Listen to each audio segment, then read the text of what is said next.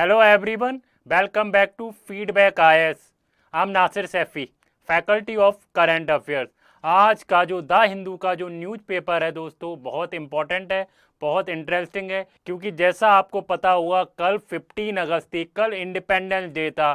तो हमारे जो प्यारे प्रधानमंत्री हैं नरेंद्र मोदी जी, उन्होंने नेशन को एड्रेस किया लाल किले से। तो हम बहुत इंपॉर्टेंट आर्टिकल है, हम वो देखने की कोशिश करेंगे। और दोस्तों यूपीएससी के लिए ये जो टॉपिक हैं बहुत इंपॉर्टेंट हो जाते हैं। चलिए क्विकली देख लेते हैं आज के हमारे इंपॉर्टेंट आर्टिकल कौन से हैं। आज के हमारे इंपॉर्टेंट आर्टिकल कौन से हैं दोस्तों? पीएम मोदी का जो इंडिपेंडेंस डे पर है, पीएम मोदी का जो इंडिपेंडेंस डे पर क्या है, जो एड्रेस किया है उन्होंने लाल किले से, हम देखेंगे उसके की पॉइंट्स क्या हैं और अनाउंसमेंट क्या की है प्रधानमंत्री जी ने, और हम देखेंगे उनके की पॉइंट्स क्या हैं जो उन्होंने एड्रेस किया है। सारी चीज़ें हम देखने की कोशिश करेंगे। ये जो टॉपिक है दोस्तों जीएस पेपर 2 के लिए बहुत इंपॉर्टेंट हो जाता है, पॉलिटी एंड गवर्नेंस के लिए बहुत इंपॉर्टेंट हो जाता है। तो इसलिए इस टॉपिक को बिल्कुल मिस मत करिएगा।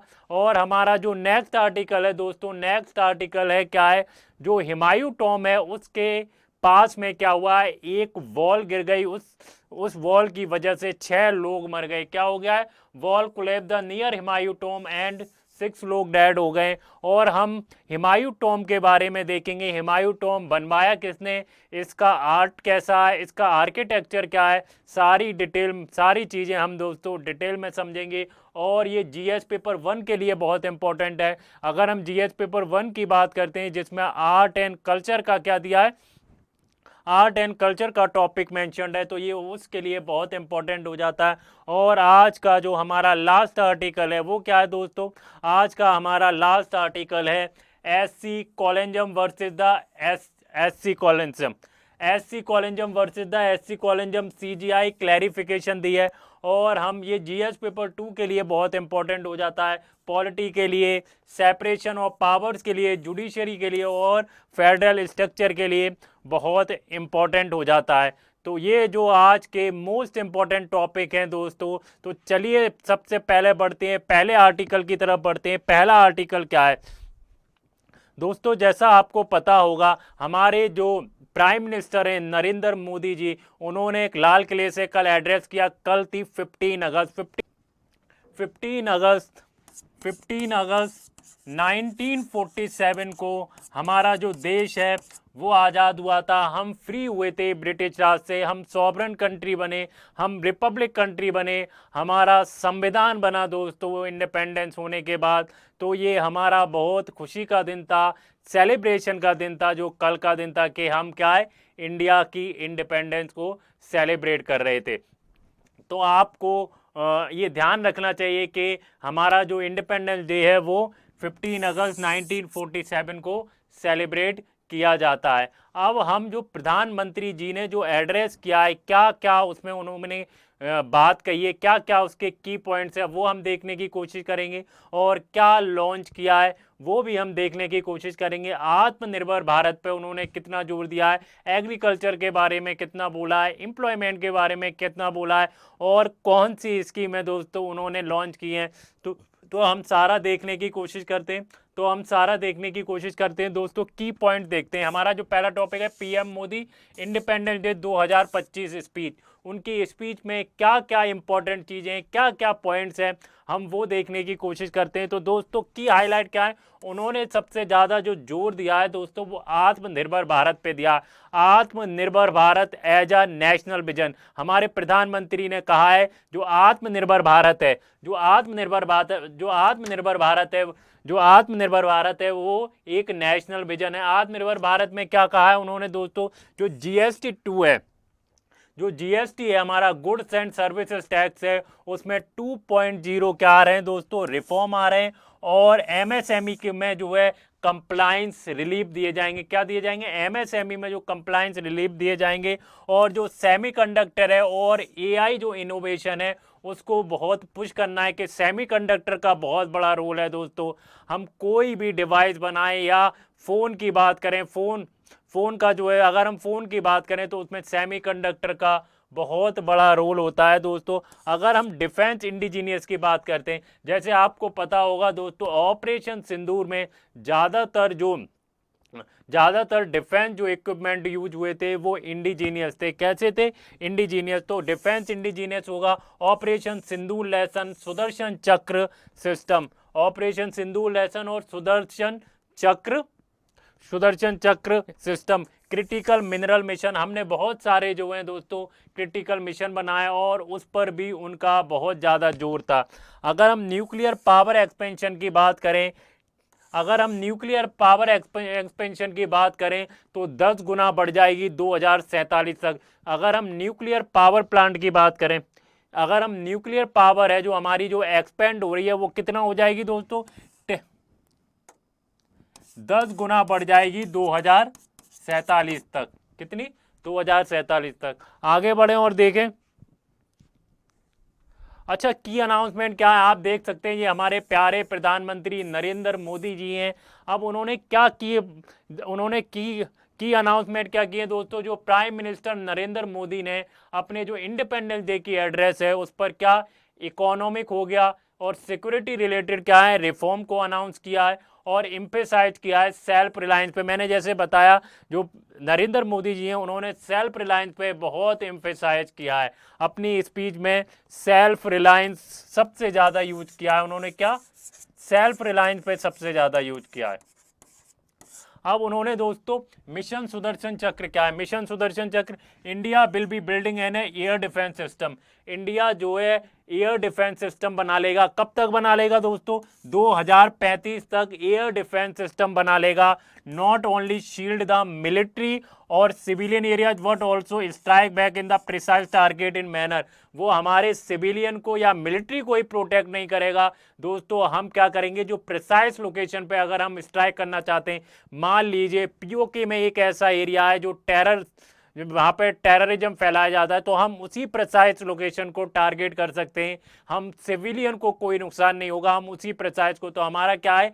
एयर डिफेंस सिस्टम बनने जा रहा है 2035 तक। और क्या कहा है? प्रधानमंत्री विकसित भारत योजना को लॉन्च किया है।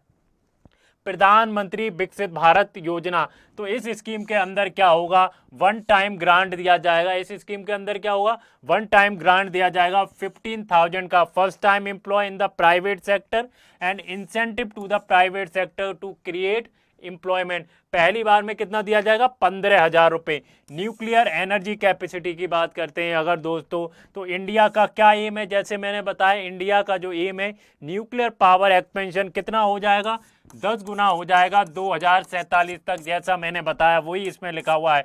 और made in India semiconductor, India क्या लॉन्च कर रहा है दोस्तों? Made in India semiconductor chip launch करेगा बाय द 2025 तक। By the end of the 2025 made in India जो सेमीकंडक्टर है वो लॉन्च करेगा। कब तक? By the end of 2025। अगर हम दोस्तों एम्प्लॉयमेंट एंड इकोनॉमिक ग्रोथ देखें, हमारी जो एम्प्लॉयमेंट में कितनी ग्रोथ हुई है और इकोनॉमिक में कितनी ग्रोथ हुई है वो देखने की कोशिश करते हैं, वो बहुत इंपॉर्टेंट हो जाता है दोस्तों। ग्रोथ हुई है दोस्तों, अभी ऐसे मैंने बताया प्रधानमंत्री विकसित भारत योजना को प्रधानमंत्री जी ने लॉन्च किया है। प्रधानमंत्री विकसित भारत योजना को प्रधानमंत्री जी ने लॉन्च किया, जिसमें क्या है दोस्तों? 15,000 रुपए फर्स्ट टाइम में मिलेंगे। कितने? 15,000 रुपए मिलेंगे। Job creation through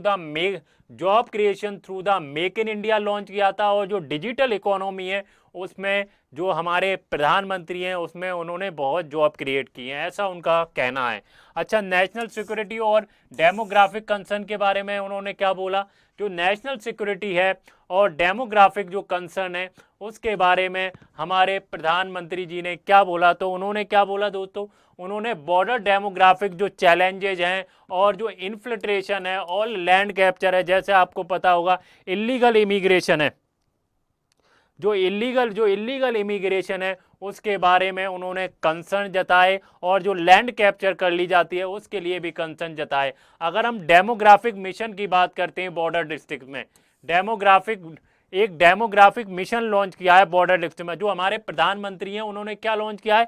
demographic mission launch किया है। कहां पर लॉन्च किया है? जो बॉर्डर सिटीज हैं या जो बॉर्डर स्टेट्स होते हैं वहां पर उन्होंने डेमोग्राफिक मिशन को लॉन्च किया है। अगर हम काउंटर नेशनलिज्म ऑपरेशन की बात करें तो दोस्तों बहुत सारे जो काउंटर बहुत सारे जो काउंटर नेशनल ऑपरेशन है उसमें जो है भारत ने बहुत सक्सेस पाई है। Terror corridor to green corridor, जो टेरर कॉरिडोर थे, अगर हम छत्तीसगढ़ की बात करते हैं तो छत्तीसगढ़ में क्या था दोस्तों, नक्सलिज्म का वो एक हब है। तो वहां पर क्या है दोस्तों, अब नक्सलिज्म क्या हो रहा है, वहां पर फेड हो रहा है। और अब जो टेरर टेरर कॉरिडोर से क्या बन रहे हैं, ग्रीन कॉरिडोर बन रहे हैं। अच्छा, एग्रीकल्चर एंड एनर्जी सिक्योरिटी में प्रधानमंत्री ने क्या बोला, हमारे उनकी स्पीच में एग्रीकल्चर और एनर्जी सिक्योरिटी के बारे में क्या था। उनकी जो स्पीच थी या वो उन्होंने जब एड्रेस कर रहे थे तो उसमें एग्रीकल्चर के बारे में क्या था और एनर्जी सिक्योरिटी के बारे में क्या था दोस्तों। अगर हम देखें तो क्या है, डिपेंडेंसी जो है हमारी जो फर्टिलाइजर पे हमें रिड्यूस करना चाहिए। जैसे पता होगा जो भारत है दोस्तों वो फर्टिलाइजर बहुत ज़्यादा इंपोर्ट करता है। यूरिया की बात करें हम तो यूरिया हम बहुत ज़्यादा इंपोर्ट करते हैं। तो बहुत सारे जो फर्टिलाइजर है दोस्तों वो इंडिया क्या कर रहा है, इंपोर्ट कर रहा है। तो हमारे जो प्रधानमंत्री हैं उनका बस एड्रेस में यही कहना था कि हमें जो अपने जो फर्टिलाइजर है उसको रिड्यूस करना चाहिए। दोस्तों हम फर्टिलाइजर पे एक बहुत अच्छा अमाउंट क्या देते हैं, सब्सिडी देते हैं उस पर। तो हमारी जो है सब्सिडी भी कम होगी और जो दोस्तों हमारा बीओपी है उस पर भी थोड़ा सा फर्क पड़ेगा। अगर फार्मर प्रोटेक्शन की बात करें ग्लोबल ट्रेड से, farmer production in global trade, तो हमारे जो फार्मर्स हैं ग्लोबल ट्रेड से हमें कैसे, जैसे आप हमारा जो है आसियान के साथ हमने क्या किया दोस्तों, आसियान के साथ जो फ्री ट्रेड था हमारा, हमने उसको क्या कर लिया, हमने उससे वैकऑफ कर लिया बिकॉज ऑफ, क्योंकि उनको उससे फार्मर्स को बहुत नुकसान था। तो फार्मर्स को प्रोटेक्शन देना बहुत ज़रूरी है ट्रेड में। क्या है, जैसे मान लीजिए यूएस ने टैरिफ लगाया है, यूएस ने 50% से ज़्यादा टैरिफ लगा दिया है। कितना, 50% प्लस पेनल्टी। तो उससे क्या है दोस्तों, उससे फार्मर्स को भी नुकसान होगा, जो टेक्सटाइल इंडस्ट्री है उसको नुकसान है, और जो फार्मास्यूटिकल जो इंडस्ट्री है दोस्तों उसको बहुत ज़्यादा नुकसान है। अगर हम न्यूक्लियर एनर्जी की बात करते हैं, अगर हम न्यूक्लियर एनर्जी की बात करते हैं, न्यूक्लियर एनर्जी को हमें क्या करना चाहिए, एक्सपेंड करना चाहिए। और जो फॉसिल फ्यूल हैं दोस्तों, हमें फॉसिल फ्यूल को क्या करना चाहिए, फॉसिल फ्यूल पे जो भी इंडस्ट्री रिलायंस है तो फॉसिल फ्यूल को हमें रिड्यूस करना चाहिए। जिससे क्या होगा दोस्तों, जो कार्बन का इमिशन है वो कम होगा। हमारा दोस्तों एक एम भी है कि 2017 तक हमें कार्बन का इमिशन बिल्कुल न्यूट्रल करना है, 2017 तक न्यूट्रल करना है। अगर हम सोसाइटी और आइडियोलॉजी की बात करते हैं, सोसाइटी एंड आइडियोलॉजी की बात करते हैं, उस पर हमारे प्यारे प्रधानमंत्री जी ने क्या बोला है, उन्होंने क्या बोला है, आरएसएस ने क्या किया है, प्रेज किया है वर्ल्ड लार्जेस्ट एनजीओ को, वर्ल्ड लार्जेस्ट एनजीओ को। और जो सिविल सोसाइटी का रोल है नेशन बिल्डिंग में उसमें भी हाईलाइट किया है। जो जो सिविल सोसाइटी का जो रोल है, जो सिविल सोसाइटी का जो रोल है इंडिया के नेशन बिल्डिंग में, उसका भी रोल पर उन्होंने बहुत प्रेज किया है। अगर हम दोस्तों गवर्नमेंट और पॉलिसी पुश की बात करें, उस पर प्रधानमंत्री जी ने क्या बोला, उस पर उन्होंने बोला कि task force for GST and economic reform हुए, और स्ट्रेस उन्होंने हार्मनी पर स्ट्रेस किया, सेल्फ रिस्पेक्ट पर स्ट्रेस किया, और जो कलेक्टिव रिस्पॉन्सिबिलिटी है, हम एज अ सिटीजन जो कलेक्टिव रिस्पॉन्सिबिलिटी है उस पर उनका फोकस था। तो ये उस पर उनका फोकस था। तो दोस्तों ये था हमारे जो प्रधानमंत्री की स्पीचेस में जो मोस्ट इंपॉर्टेंट बातें थी, मैंने आपको बताई हूँ, सारी बातें मैंने आपको बताई। कैसे न्यूक्लियर एक्सपेंशन की बात की, 2047 तक 10 गुना हो जाए, कैसे जो विकसित स्कीम है उसके बारे में बात की, न्यूक्लियर एक्सपेंशन के बारे में बात की। तो हमारे जो प्रधानमंत्री हैं उन्होंने मोस्टली हर सेक्टर के बारे में बात की, और उन्होंने बताया उनका विजन क्या है। उनका जो सबसे ज़्यादा फोकस था या दोस्तों उनका सबसे ज़्यादा फोकस किस पे था, सेल्फ रिलायंस पे था। किस पे, सेल्फ रिलायंस पे था कि आत्मनिर्भर भारत बने। क्या बने, जैसे हम अगर सेमीकंडक्टर की बात करें तो सेमीकंडक्टर मेक इन इंडिया बनेंगे। वो अगर हम 2025 के एंड में देखेंगे तो एक सेमीकंडक्टर जो चिप है वो मेक इन इंडिया बनेगी। तो इसलिए सेल्फ रिलायंस पे सबसे ज़्यादा फोकस था हमारे प्यारे प्रधानमंत्री का। चलिए आगे बढ़ते हैं नेक्स्ट टॉपिक की तरफ। दोस्तों हमारा नेक्स्ट टॉपिक क्या है, हमारा नेक्स्ट टॉपिक है कि एक वॉल गिर गई है, जो हुमायूं टॉम है उसके पास में एक वॉल गिर गई है, जिसकी वजह से क्या है दोस्तों 6 लोग मारे गए। अगर हम देखें व्हाट हैपेंड के portion of wall roof of the Dargah Masjid Patawali, तो दरगाह मस्जिद पटावाली है उसके पास में एक वॉल गिर गई है जो नियर जो हुमायूं टॉम है उसके बराबर में collapse amid the heavy rain की वजह से गिर गई है, जिससे 6 लोग मर गए और 5 लोग इंजर्ड हो गए। और इसमें क्या थे दोस्तों, वेरियस डिवोटीज थे और विजिटर थे during the Imam Mohammad Rafi visit, during the Imam Mohammad Rafi visit, जो इमाम मोहम्मद रफ़ी वो आए हुए थे विजिट पर, उसके क्या हुए बहुत सारे डिवोटी को भी उसमें इंक्लूड थे। अगर हम दोस्तों अगर हम इसमें देखें दोस्तों एजेंसीज कौन कौन सी इन्वॉल्व थी, रेस्क्यू एजेंसी कौन कौन सी इन्वॉल्व थी, तो इसमें दोस्तों दिल्ली पुलिस थी, दिल्ली पुलिस ने रेस्क्यू किया है, दिल्ली फायर सर्विसेज थी,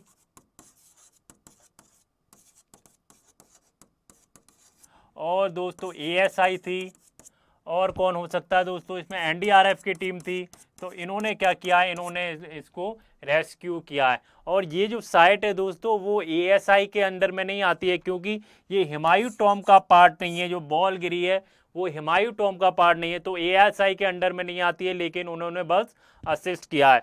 अगर हम दोस्तों कल्चरल कॉन्टेक्स्ट की देखें, हुमायूं टॉम कब बना था और ये किसने बनवाया था, जैसे आपको पता होगा दोस्तों हुमायूं टॉम जो है उनकी जो विधवा वाइफ थी या विडो थी उन्होंने बनवाया था। तो हुमायूं टॉम कब बनवाया गया, 1565 से लेके 1572 में बनाया था बाय द हाजी बेगम, जो वाइफ थी किसकी, जो हुमायूं थे, हुमायूं की वाइफ थी, उन्होंने बनवाया था। जो हुमायूं टॉम है दोस्तों, अगर आपने कभी दिल्ली विजिट किया हो या आप दिल्ली आए हो तो अगर आपने हुमायूं टॉम देखा होगा तो दोस्तों जो हुमायूं टॉम है एक वर्ल्ड हेरिटेज साइट है, यूनेस्को वर्ल्ड हेरिटेज साइट है, जो 1993 में इसको क्या मिला था, यूनेस्को वर्ल्ड हेरिटेज साइट बनी 1993 में। और लैंडमार्क क्या है दोस्तों, मुगल गार्डन टॉम आर्किटेक्चर। आपको पता होगा दोस्तों जो मुगल जो थे वो हमेशा गार्डन आर्किटेक्चर पे उन्होंने बड़ा फोकस किया था, और ये जो इंस्पिरेशन थी दोस्तों वो ताजमहल से मिली थी इंस्पिरेशन। अच्छा क्लैरिफिकेशन क्या है, मैं आपको क्लैरिफिकेशन बताऊं। जैसा मैंने बताया जो दरगाह जो कोलैप्स हुई है, जो दरगाह की दीवार जो कोलैप्स हुई है वो एएसआई का पार्ट नहीं था, ASI protected tomb complex, not part of tomb. और tomb gates open only the facilitated rescue, tomb के जो गेट हैं इसलिए खोले गए क्योंकि वो जो दीवार गिर गई थी उसको रेस्क्यू करने के लिए। टॉपिक है दोस्तों जीएस 1 के लिए बहुत इंपॉर्टेंट हो जाता है, आर्ट एंड कल्चर के लिए, जीएस 2 के लिए बहुत इंपॉर्टेंट हो जाता है, और जीएस 4 के लिए भी बहुत इंपॉर्टेंट हो जाता है, सॉरी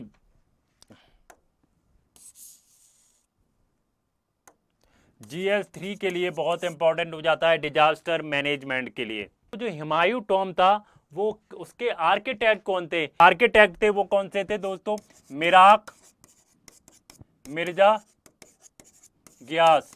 पहला गार्डन टॉम ऑफ इंडिया था जो हुमायूं टॉम था दोस्तों, वो पहला गार्डन टॉम इन इंडिया था जो चारबाग स्टाइल में बना था, जो बाग स्टाइल में बना था, जो पर्शियन है, जो पर्शियन गार्डन होते हैं इसको वैसा बनाया गया था। तो ये जो क्या कहते हैं हुमायूं टॉम है वो कॉम्बिनेशन है पर्शियन एंड इंडियन स्टाइल का।